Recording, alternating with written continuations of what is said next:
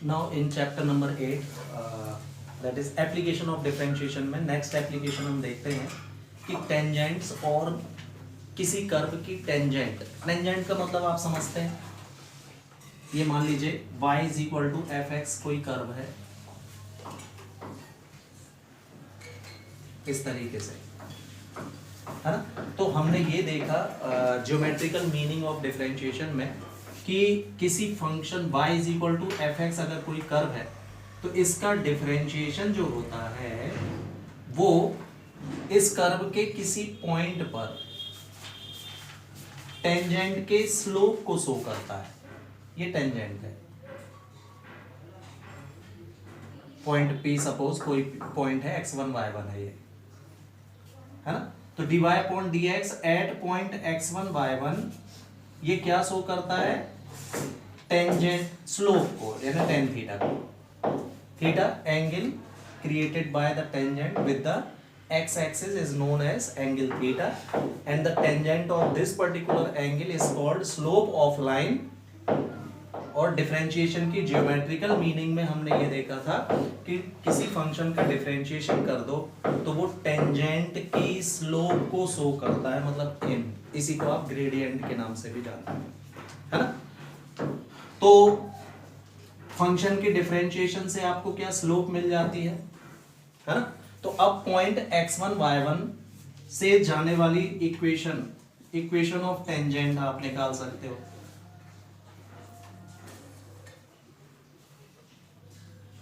Through point P, है ना। Last year आपने पढ़ा था सिंगल पॉइंट से जाने वाली लाइन का इक्वेशन होता था y minus y one is equal to m into x minus x one. वहां आप स्लोप को या ग्रेडियंट को m से शो करते थे। Now your gradient is denoted by dy upon dx, तो m की जगह ये आ जाएगा एट x1 y1। तो बन गया क्या, equation of tangent. Clear. m की जगह क्या आने लगेगा, देख। तो वास्तव में m मतलब क्या, differentiation of function is also called slope of tangent of the curve denoted by this particular function y is equal to fx। अब देखना, if tangent is parallel to x axis, अगर जो आपकी टेंजेंट है ये x axis के parallel है इस तरीके से, हाँ। तो अगर ये x एक्सिस के पैरेलल हो गई तो थीटा की वैल्यू 0 डिग्री होगी और tan 0 आपको पता है 0 होता है, मतलब इसका डिफरेंशिएशन कितना होगा फिर 0। तो dy अपॉन dx की वैल्यू मतलब स्लोप की वैल्यू 0 होगी, है ना। अब एक चीज और, मैंने इसको लिखा tangent is parallel to x axis. क्या इसको मैं ऐसा भी लिख सकता था कि tangent is perpendicular to y axis. जो टेंजेंट x एक्सिस के पैरेलल होगी वो y एक्सिस पर कैसी होगी, तो पैरेलल टू x एक्सिस, और you can say what, perpendicular to y axis. दोनों का की मीनिंग एक ही है। क्लियर। और and if tangent is perpendicular to x axis, or you can say parallel to y axis। ये एक ही बात होगी। कोई टेंजेंट अगर x एक्सिस के परपेंडिकुलर होगी ऐसे, तो वो नेचुरली y एक्सिस के कैसी होगी, पैरेलल होगी। तो परपेंडिकुलर में थीटा की वैल्यू कितनी हो जाएगी, 90 डिग्री, और tan 90 होता है इनफाइनाइट का मतलब dy अपॉन dx की वैल्यू भी क्या हो जाएगी, इनफाइनाइट। क्लियर। तो ये टेंजेंट। अब देखना नॉर्मल क्या होता है, फिर से देखो ये कर्व है, कर्व के किसी पॉइंट x1 y1 पर ये टेंजेंट होती है। तो जिस पॉइंट पर ये टेंजेंट ड्रॉ है ना, इसी पॉइंट पर इस टेंजेंट के परपेंडिकुलरली जो लाइन जा रही है, ये सेम पॉइंट पर, जिस पॉइंट पर टेंजेंट है उसी पॉइंट पर टेंजेंट के परपेंडिकुलर जाने वाली लाइन को हम नॉर्मल बोलते हैं। ये है नॉर्मल लाइन का मतलब ये हुआ कि जो नॉर्मल होता है वो टेंजेंट पर कैसा होता है, परपेंडिकुलर होता है, 90 डिग्री से होता है।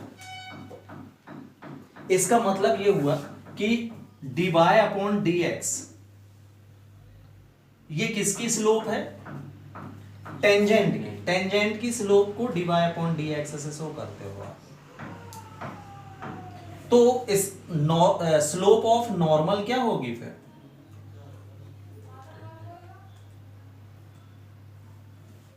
Because both are perpendicular to each other, है ना। तो हमने देखा था कि अगर दो लाइन परपेंडिकुलर हैं तो इनका प्रोडक्ट, इनकी ग्रेडियंट या स्लोप का प्रोडक्ट -1 होता है फिर, हाँ। तो टेंजेंट की स्लोप है कितनी, dy अपॉन dx, ये टेंजेंट की स्लोप हो गई m1। तो नॉर्मल की स्लोप m2 तुमको क्या मिलेगी, हाँ, -1 अपॉन dy अपॉन dx। मतलब डिफरेंशिएशन, किसी फंक्शन का डिफरेंशिएशन करें हम और उसका नेगेटिव करके रेसिप्रोकल कर दें, माइनस साइन चेंज करके उसको रेसिप्रोकल कर दो, तो वो किसकी स्लोप निकल आती है, नॉर्मल की स्लोप निकल आती है। तो स्लोप ऑफ नॉर्मल, ये किसका फॉर्मूला बन गया आपका, स्लोप ऑफ नॉर्मल का। तो slope of tangent simple dy upon dx, slope of normal -1 upon dy upon dx, slope of normal कहलाती है। कैसे, मैंने आपको निकाल के दिखाया भाई, परपेंडिकुलर की कंडीशन से। तो ये बताओ इक्वेशन ऑफ स्लोप क्या बनेगा, तो फिर equation of normal at point पे, जैसे ये बनाया था मैंने इक्वेशन ऑफ टेंजेंट था,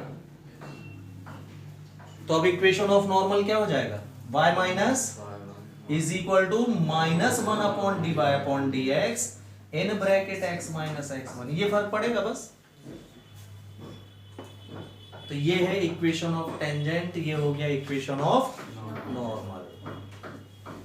तो ये दो एक्सरसाइज 6.4 में आपको टेंजेंट और 6.5 में आपको नॉर्मल के इक्वेशन फाइंड करने हैं। दोनों बिल्कुल एक जैसे हैं, कोई भी फर्क नहीं है, देख लीजिए आपके सामने ये है डिटेल इसकी, क्लियर। तो ये दो चीजें हैं, ये इनका फंडामेंटल हो गया।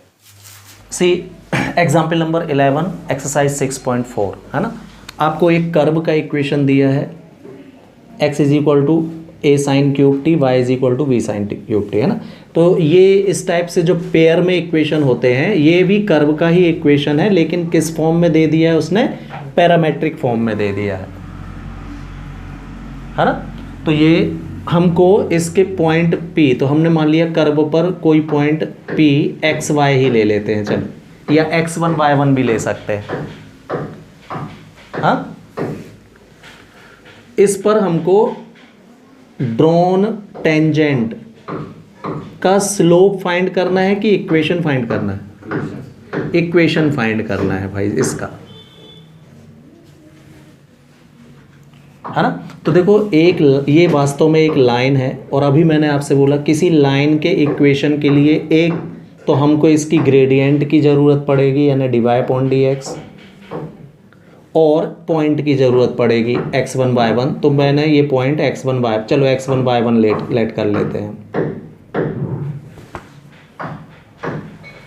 एक लाइन का इक्वेशन फाइंड करने के लिए कितनी चीज़ें चाहिए आपको, दो, एक पॉइंट ये y1 और उसकी ग्रेडियंट, बस इतने से इक्वेशन बन जाता है। दोनों ही नहीं है हमारे पास फिलहाल, ठीक है। चल, तो सबसे पहले हमने लेट कर लिया क्या, let there is any point on curve be P x1 y1, ठीक। देन तो अगर कोई पॉइंट कर्व पर है तो ये कर्व के इक्वेशन को सेटिस्फाई करेगा फिर। Then by equation 1 and 2 x1 की वैल्यू हो जाएगी a sin cube T and y1 मिलेगा आपको कितना, b cos क्यूब टी।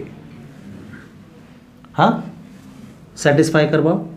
तो x की जगह x1 रख दोगे, y सेटिस्फाई कराते आता होगा ना। जिस पॉइंट, कोई पॉइंट कर्व पर है तो वो कर्व के इक्वेशन को सेटिस्फाई, मतलब x की जगह इतना और y की जगह इतना उसी में रख देना चाहिए। तो रखा तो ये मिला। तो पॉइंट P कितना हो गया आपका,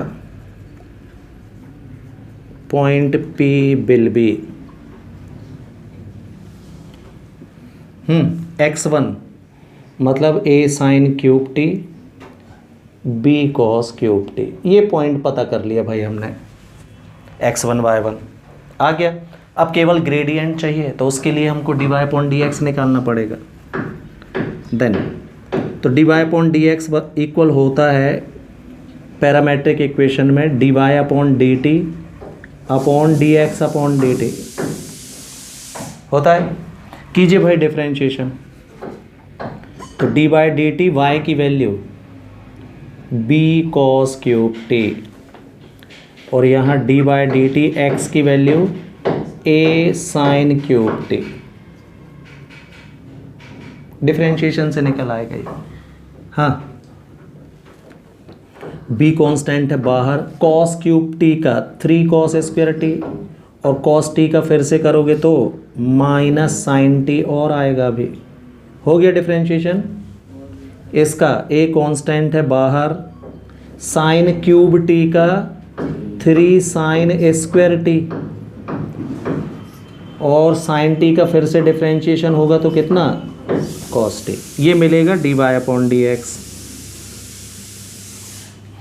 तो dy अपॉन dx फाइनली कितना मिला आपको, yes minus b upon a, 3 से 3 cancel, minus b upon a, एक कॉस कैंसिल, एक sine cancel, cos by sine t, cos t by sine t. इसको मैंने दे दिया क्या, इक्वेशन नंबर 3। तो स्लोप भी पता चल गया भाई हमको टेंजेंट का। हाँ, हमको इक्वेशन ऑफ टेंजेंट चाहिए। तो देन यही से equation of tangent formula, tangent at point P x1 y1 क्या हो जाएगा, y minus y1 is equal to d y upon d x at x1 y1 into x minus x1। यही है equation tangent का। सारी values हैं आपके पास, fill कीजिए भाई। तो y माइनस y1 की वैल्यू ये है x1 y1 पॉइंट पे कितना, b cos cube t is equal to d y upon d x minus b by a cos t by sine t into x minus x1 की value a sine cube t. ये सारी value fill कर दे भाई। इसको arrange कर लो multiply करके, तो a sine t का इसमें मल्टीप्लाई होगा तो आएगा क्या, a y sine t, a sine t का इसमें minus a b cos cube t into sine t is equal to minus b cos t का इसमें मल्टीप्लाई तो minus b x cos t, minus b cos t का इसमें होगा तो minus minus plus a b cos t into sine cube t, ये मिलेगा। अब लाइन का इक्वेशन स्टैंडर्ड फॉर्म ये सीखा होगा आपने, a x plus b y is equal to c. ये होता है भाई लाइन का स्टैंडर्ड फॉर्म। तो किसी भी इक्वेशन को आप उसके स्टैंडर्ड फॉर्म में अरेंज करके लिखा करो, पहले x वाली टर्म फिर y वाली टर्म इक्वल में कांस्टेंट टर्म। तो ये है x वाली टर्म, इसको इस तरफ ले आओ तो हो जाएगा b cos t into x, या x पहले लिख लो, x into b cos t, इधर आके प्लस में, फिर plus a y sine t, ये और ये जाएगा वहाँ तो क्या हो जाएगा plus a b cos t sine t common, तो यहाँ बचेगा sine square t plus cos square t की वैल्यू 1 होती है। आंसर भाई है, चेक कर लीजिए। अब देखिए किसी न्यू एडिशन में आपको क्या है, ये इक्वेशन फाइंड करना है, उसमें टी की वैल्यू दे दी है, तो कोई बात नहीं, यहाँ पहुँचने के बाद इस पूरे इक्वेशन में आप टी की जगह जो वैल्यू दी है वो फिल कर दीजिए।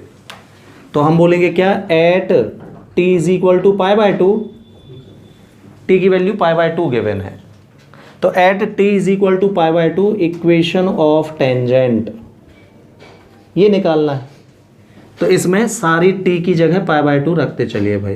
तो cos 90 0, sine 90 1 is equal to ये 0, कॉस 90 के कारण पूरा 0, तो ए का साइड चेंज करोगे तो क्या आ जाएगा, अब ये y इज इक्वल टू 0, ये आंसर हो जाएगा। तो देखिए एग्जाम्पल नंबर 14 में आपको दो कर्व्स के इक्वेशन दिए हैं। फर्स्ट कर्व है x is equal to y square. Suppose अपन एक रफ फिगर ड्रॉ करते हैं, तो एक कर्व ये है,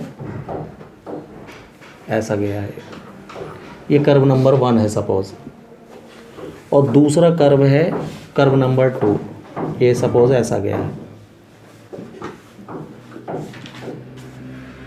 आगे की कोई भी डिजाइन हो सकती है, फिलहाल इधर। अब आपको वो ये बोल रहा है कि अगर ये दोनों कर्व एक दूसरे को 90 डिग्री पर इंटरसेक्ट कर रहे हैं, है ना, तो हमने लेट कर लिया कि let they intersect each other at point P at 90 degree. Point P x1 y1 ले लेते हैं।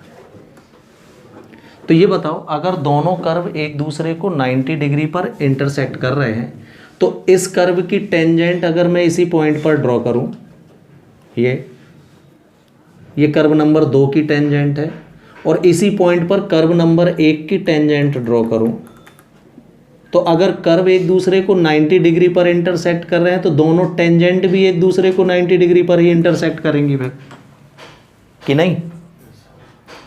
देख ले, राइट। इसका मतलब इसकी टेंजेंट एट पॉइंट P और इसकी टेंजेंट एट पॉइंट P कैसी होंगी? They are perpendicular to each other होंगी। तो हमने लेट कर लिया क्या, let curve 1 and curve 2 intersect each other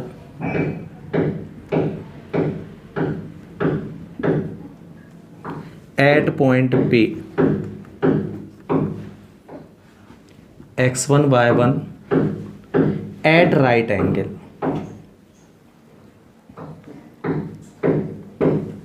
कि पॉइंट P x1 y1 पर एक दूसरे को इंटरसेक्ट कर रहे हैं ये, ठीक है। तो x1 y1 इंटरसेक्शन पॉइंट की खासियत ये होती है कि ये दोनों पर होगा, तो then by equation first and second दोनों को सेटिस्फाई करेगा ये। तो x1 की वैल्यू हो जाएगी y1 स्क्वायर, और x1 y1 मिल जाएगा आपको कितना, के इनको नया इक्वेशन 3 एंड 4 दे दिया मैंने, सेटिस्फाई करेंगे। चलिए, कर्व 1 की टेंजेंट मैंने मान लिया है कि इसको मैं m1 से शो कर रहा हूं। Let slope of tangent of curve 1 at point P be m1, है ना। तो m1 कितना हो जाएगा, डिवाइड अपॉन dx, इसका डिफरेंशिएशन। तो कितना आएगा इसका डिफरेंशिएशन, बी m1 एंड एक साथ ही लिख देता हूं, curve 2 B m2।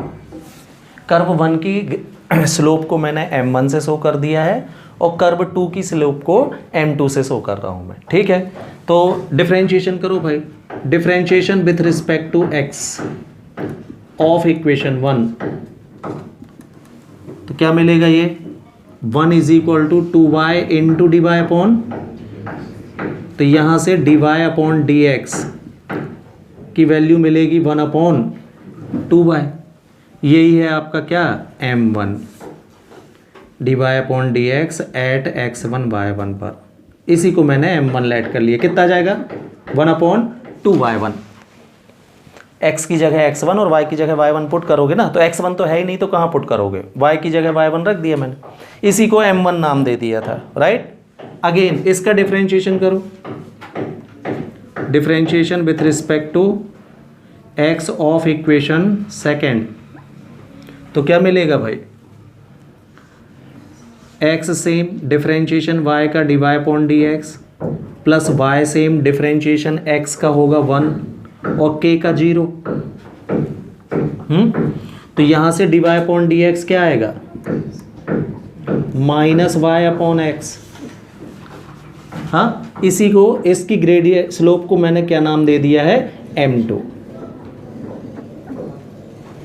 Eight x1 y1, तो ये आएगी minus y1 upon x1। Clear, ये m2 की वैल्यू हो गई। कोई डाउट है क्या? चलिए, अब दोनों लाइनें कैसी हैं भाई, परपेंडिकुलरली इंटरसेक्ट कर रही हैं, गिवन है ना, m1 into m2 is equal to कितना -1। दो लाइन परपेंडिकुलर हैं तो उनके स्लोप का प्रोडक्ट कितना होता है -1। ये कंडीशन लगा देते हैं अपन। m1 कितना, ये 1/2y1 इंटू m2 कितना आया है आपका -y1 upon x1 is equal to -1। 1 से माइनस से माइनस कैंसिल, यहाँ y1 से y1 कैंसिल, क्या मिलेगा यस x1 की वैल्यू 1/2 आ जाएगी। x1 का साइड चेंज, कोई डाउट है? हाँ, x1 हमको 1/2 मिल गया, तो इस वाले इक्वेशन में हाँ यहाँ से x1 की वैल्यू 1/2 रखोगे तो y1 कितना मिलेगा, बाय इक्वेशन थर्ड y1 हो जाएगा 1/√2। यस,